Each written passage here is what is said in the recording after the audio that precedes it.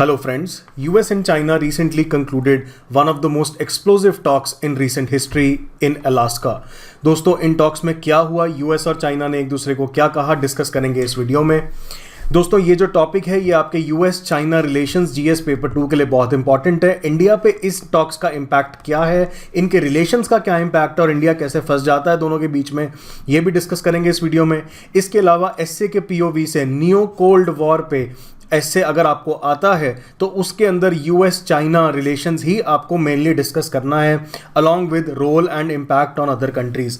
तो ऐसे के हिसाब से जीएस पेपर 2 के हिसाब से ये टॉपिक काफ़ी इंपॉर्टेंट है। दोस्तों ये जो पीपीटी आप डाउनलोड कर पाएंगे मेरे टेलीग्राम चैनल और फेसबुक ग्रुप से, दोनों का ही नाम आईएएस प्रेप विद मोहित है। दोस्तों स्टडी आईक्यू का smart course UPSC pre plus mains की कॉम्प्रिहेंसिव प्रिपरेशन करवाता है घर बैठ के। ये वेरियस फैकल्टीज द्वारा बनाया गया है और ये अवेलेबल है स्टडी आईक्यू ऐप और वेबसाइट पे। दोस्तों ये मुद्दा न्यूज़ में क्यों है? अलास्का के एंकरेज शहर के अंदर यूएस और चाइना ने टॉक्स करी हैं। ये जो टॉक्स हैं ये प्रेसिडेंट बाइडन के इलेक्ट होने के बाद सबसे पहली हाई लेवल टॉक्स हैं between US and China. In talks में पार्टिसिपेट किया है चाइना के टॉप डिप्लोमेट यांग जीची और फॉरेन मिनिस्टर वैंग यी ने, और अमेरिका की तरफ से थे secretary of state Antony Blinken और national security adviser Jake Sullivan. तो दोस्तों जैसा कि मैंने बताया ये टॉक्स इसलिए इंपॉर्टेंट है क्योंकि ये फर्स्ट हाई लेवल मीटिंग थी after the ascendancy of president Biden. ठीक है, तो दोस्तों इन टॉक्स का बैकड्रॉप डिस्कस करेंगे कि इन टॉक्स से होने से पहले क्या चल रहा था। यूएस ने एक ऑनलाइन क्वाड समिट करी थी जिसके अंदर वो जापान, ऑस्ट्रेलिया और इंडिया को साथ लेकर आया था। दोस्तों ये क्वाड समिट का प्राइमरी पर्पस ये था कि इंडो पैसिफिक रीजन के अंदर हम अपना कॉपरेशन स्ट्रेंथन करें और चाइना की जो अग्रेसिव नेचर है, जो अग्रेसिवनेस है, उसको हम काउंटर कर सकें इंडो पैसिफिक में। तो इंडो पैसिफिक की जहां पे बात आती है वहां पे इंडिया के लिए भी ये बहुत इंपॉर्टेंट रीजन हो जाता है। And together with Australia, Japan and US, India भी होप करता है कि ये जो क्वाड समिट है इससे एक रेलेवेंट आउटकम्स निकल के आएंगे चाइना को काउंटर करने के।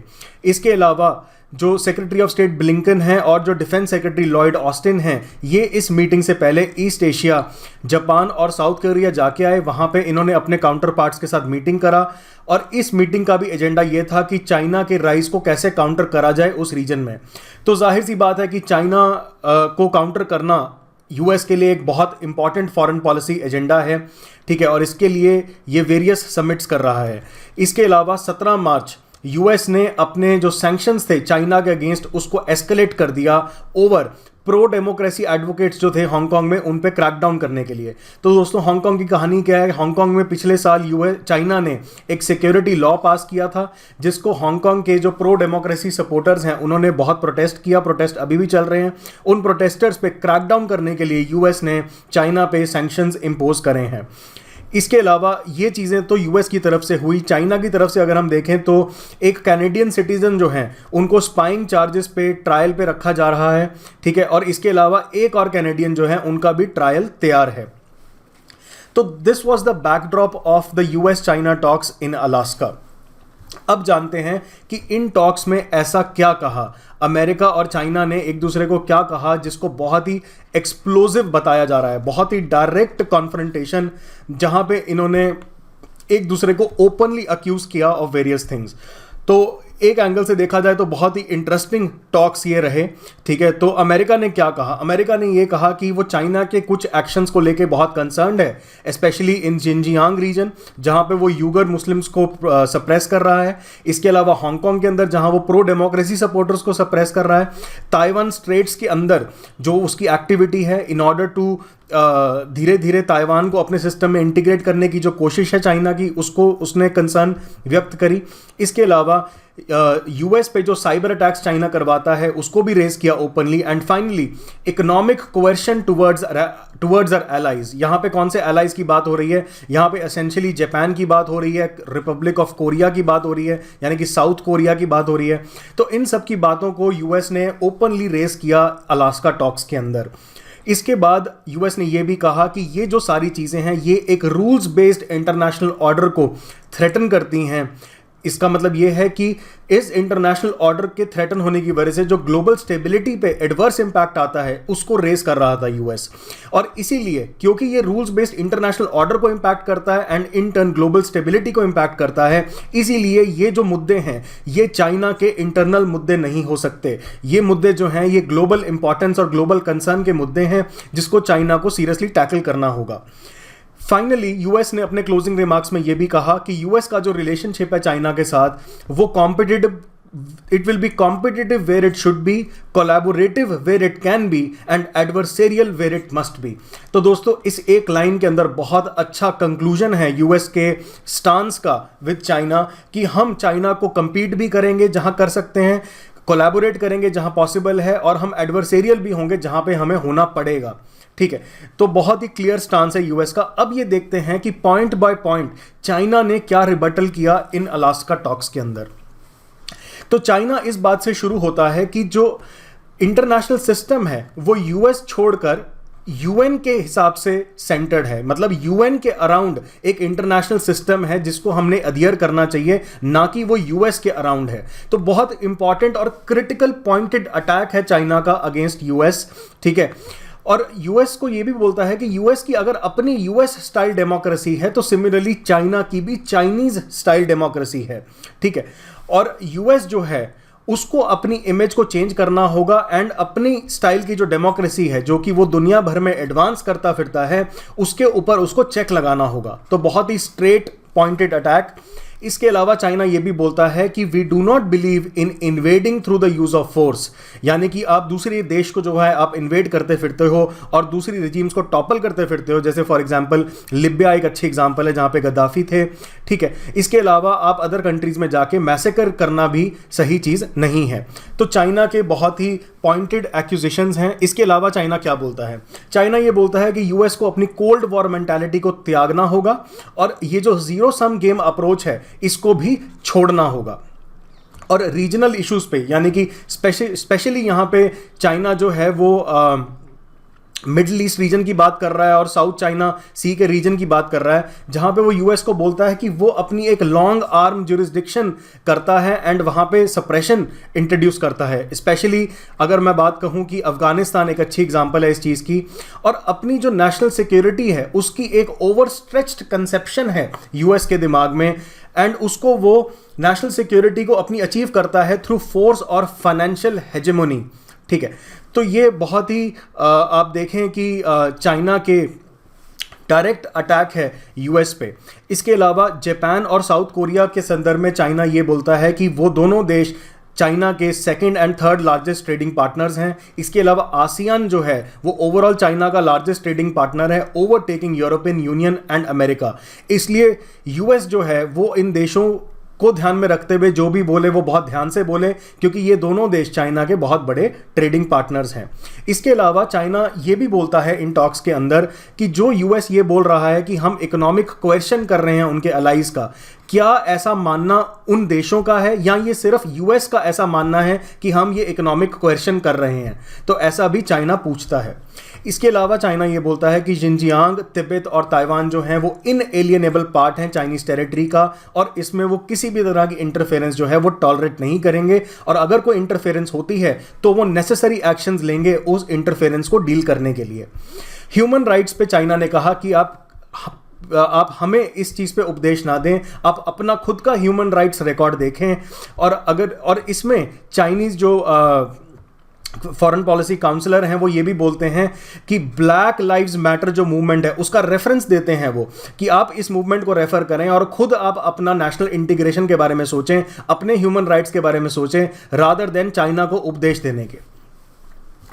इसके अलावा साइबर अटैक्स पे भी चाइना के जो प्रीमियर हैं, चाइना के जो काउंसलर हैं, उन्होंने बोला कि चाहे वो एबिलिटी हो साइबर अटैक्स लॉन्च करने की या वो सोफिस्टिकेटेड टेक्नोलॉजीज को डिप्लॉय करने की, यूएस इन सब टेक्नोलॉजीज में चैंपियन है, तो इसमें भी वो चाइना को ब्लेम नहीं कर सकते हैं। ठीक है, तो एक एक करके हर चीज़ का जवाब देते हैं चाइनीज़ काउंसलर। एंड फाइनली वो ये भी बोलते हैं कि चाहे आप पॉपुलेशन से जज करें, चाहे आप ट्रेंड से जज करें, वेस्टर्न वर्ल्ड जो है वो ग्लोबल पब्लिक ओपिनियन को रिप्रेजेंट नहीं करता। यानी कि अमेरिका की जो बिलीफ है, again coming back to the first point, कि जो रूल्स बेस्ड इंटरनेशनल सिस्टम है वो यूएन के अराउंड है, यूएस के अराउंड नहीं है। ठीक है, वेस्टर्न वर्ल्ड जो है उसने पूरी दुनिया का ओपिनियन रिफ्लेक्ट करने का ठेका नहीं ले रखा और वो रिफ्लेक्ट नहीं करता। ठीक है, तो ये बहुत इंपॉर्टेंट रिमार्क्स हैं जो कि चाइना के दोनों जो टॉप डिप्लोमैट और फॉरेन मिनिस्टर वहाँ पे गए उन्होंने बोला। तो दोस्तों ये जानते हैं कि चाइना और यूएस आफ्टर ऑल डिसएग्री किन चीज़ों पे करते हैं। दोस्तों जो फॉरेन पॉलिसी के इश्यूज हैं जैसे हांगकांग, साउथ चाइना सी, जिंगजियांग, तिब्बत, ताइवान, इन सब के बारे में हमें पता है काफ़ी डिटेल में, हर एक इशू बहुत इंपॉर्टेंट है। इसके अलावा अगर मैं इकोनॉमिक स्पेस की बात करूं तो यूएस जो है वो चाइना को अक्यूज करता है ऑफ अनफेयर प्रैक्टिसेस, जैसे कि इंडस्ट्रीज को सब्सिडाइज करना, इंटेलेक्चुअल प्रॉपर्टी की स्टील करना, अपनी करेंसी को डेलिबरेटली लो रखना ताकि वो अपने एक्सपोर्ट्स कॉम्पिटिटिव रख सके, और ट्रेड बैरियर्स को इंपोज करना। चाइना इन रिटर्न ये बोलता है कि जो रिसेंटली ट्रंप प्रेसिडेंसी के दौरान उनके गुड्स के अगेंस्ट बड़े ट्रेड टैरिफ्स लगाए गए हैं और जो चाइनीज कंपनीज के अगेंस्ट डिस्क्रिमिनेशन हो रही है, फॉर एग्जांपल जैसे हुआवी के अगेंस्ट हो रही है, ये वो कतई बर्दाश्त नहीं कर सकता और यूएस को इन चीज़ों को ठीक करना होगा अगर वो रिलेशनशिप को आगे बढ़ाना चाहते हैं। तो ये ब्रीफ है कि चाइना और यूएस किन इश्यूज के बारे में डिसएग्री करता है। दोस्तों ऐसा नहीं है कि इन सब टॉक्स के अंदर अभी जो मैंने आपको सारी बातें बताई यही हुई, ये सब पब्लिक कॉन्फ्रेंस मतलब प्रेस कॉन्फ्रेंस होने के बाद इन दोनों देशों की प्रॉपर मीटिंग भी हुई जहां पे इन्होंने एरियाज ऑफ पोटेंशियल कोऑपरेशन भी डिस्कस करे, जहां पे ये लिस्ट किया गया कि क्लाइमेट चेंज को कॉम्बैट करना, अफगानिस्तान में वॉर एंड करना, कोविड जैसे पैंडेमिक को कंटेन करना, नॉर्थ कोरिया के न्यूक्लियर वेपन्स और ईरान के न्यूक्लियर प्रोग्राम के ऊपर कोऑपरेट करना, ये सब इश्यूज पे यूएस और चाइना जो हैं वो कोऑपरेट कर सकते हैं। ठीक है, तो ये कुछ एरियाज ऑफ पोटेंशियल कोऑपरेशन निकल के आए हैं। अब ये जानते हैं कि ये जो टॉक्स हैं इनका क्या इम्पैक्ट पड़ेगा इंडिया का। दोस्तों जाहिर सी बात है कि यूएस और चाइना के बीच में ये पहले हाई लेवल टॉक्स थे after during the presidency of जो बाइडन। ठीक है, तो यूएस और चाइना दोनों बहुत बड़े ट्रेडिंग पार्टनर्स हैं। इनके बीच में अगर ओपन ट्रेड वॉर हुआ तो ये इंडियन इकोनॉमी को भी अफेक्ट करेगा एडवर्सली। इसके अलावा ये ट्रेड जो अफेक्ट होगी, चाहे वो डिफेंस के एरिया में हो, चाहे वो इकोनॉमी के एरिया में हो, इंडिया जो है वो इन चीज़ों की वजह से रशिया के पास भी धीरे धीरे मूव करता है। रशिया के साथ उसका कॉपरेशन भी स्ट्रेंथन होता है जो कि अमेरिका को अच्छा नहीं लगता। फॉर एग्जांपल अमेरिका की जो कैट्सा एक्ट है, countering America's adversaries through sanctions act, इसके तहत हाल ही में जो यूएस के defence secretary Lloyd Austin India आए तो उन्होंने बोला कि इंडिया ने जो S-400 एयर डिफेंस सिस्टम को इंपोर्ट करने की बात करी है, अगर वो इंपोर्ट करते हैं तो यूएस सैंक्शंस लगाने का सोच सकता है। तो एक तरह से ये ओपन थ्रेट है अमेरिका की इंडिया को कि आप रशिया के साथ कोऑपरेट ना करें। ठीक है, लेकिन इंडिया ने अपनी स्ट्रैटेजिक ऑटोनॉमी को बरकरार रखते हुए ये बोला है कि इंडिया जो है वो अपना पोर्टफोलियो डाइवर्स करना चाहता है और रशिया के साथ ये जो S-400 की बात चल रही है ये अमेरिका के कैट्सा एक्ट पास होने से पहले चल रही है, तो this act will not apply on that deal. ठीक है, इसके अलावा इंडिया के लिए जो एक और पॉइंट ऑफ कंसर्न हो जाता है, अगर यूएस और चाइना इतने एडवर्सेरियल और विट्रियोलिक नेचर से डील कर रहे हैं एक दूसरे को, तो इंडिया के लिए मल्टीलैटरल लेवल पे एक बहुत ही टाइट रोप वॉक हो जाती है। इंडिया जाहिर सी बात है कि यूएस और चाइना दोनों के साथ ही बहुत डीपली एंगेज्ड है। फॉर एग्जाम्पल चाइना के साथ RIC है, ब्रिक्स है, फिर SCO है, इन सब चीज़ों के अंदर इंडिया जो है वो चाइना के साथ डील करता है। यूएस के साथ तो बाकी हर लेवल पे हमारा जो इकोनॉमिक, डिफेंस, कल्चरल ये सब कॉपरेशन है उनके साथ भी हमें डील करना पड़ता है। तो इंडिया के लिए एक टाइट रोप वॉक बन जाती है एट मल्टीलैटरल लेवल। ठीक है, तो दोस्तों ये था ब्रीफ एक इंडिया पे कैसे इम्पैक्ट पड़ता है यूएस चाइना की अलास्का टॉक्स का। और जाहिर सी बात है कि चाइना ने ये टॉक्स इनिशिएट किया था ये समझ के कि अब प्रेसिडेंट ट्रंप चले गए हैं, जो बाइडन आए हैं, तो एक फ्रेश स्टार्ट होगी और एक रीसेट जो है वो एक्सपेक्टेड था रिलेशंस में। लेकिन अलास्का टॉक्स के बाद जो कि हाल ही में हुई, जिसमें ये सब बातें एक दूसरे को कही गई, नियर फ्यूचर में थोड़ी अनसर्टेनिटी है कि अब नेक्स्ट राउंड ऑफ टॉक्स कब और किस सिचुएशन में होगा। ठीक है, तो दोस्तों ये एक इवॉल्विंग सिचुएशन है। एक जो टॉपिक है जो मैं आपको रेकमेंड करना चाहूँगा आप ज़रूर पढ़ें, how useful is the cold war label in the context of US China relations today. दोस्तों इस पे नियो कोल्ड वॉर पे एक एस्से भी आ सकता है। इसके लिए मैं सजेस्ट करूंगा, ये एक आर्टिकल है US China relations beyond the cold war cliche by Jonathan Marcus. ये आर्टिकल बीबीसी पे आपको मिल जाएगा। मैं ज़रूर रेकमेंड करूंगा कि यह आर्टिकल आप ज़रूर पढ़ें, इससे आपको बहुत अच्छे पॉइंट्स मिल सकते हैं आपके नियो कोल्ड वॉर के एस्से के लिए। तो दोस्तों ये डिस्कशन यहीं समाप्त होता है। आशा है कि आपको अच्छा लगा होगा। ये पीपीटी आप डाउनलोड कर सकते हैं मेरे टेलीग्राम चैनल और फेसबुक ग्रुप से, दोनों का ही नाम IAS प्रेप विद मोहित है। दोस्तों ये वीडियो कैसा लगा कमेंट सेक्शन में लिखें। Thank you so much and enjoy your Sunday.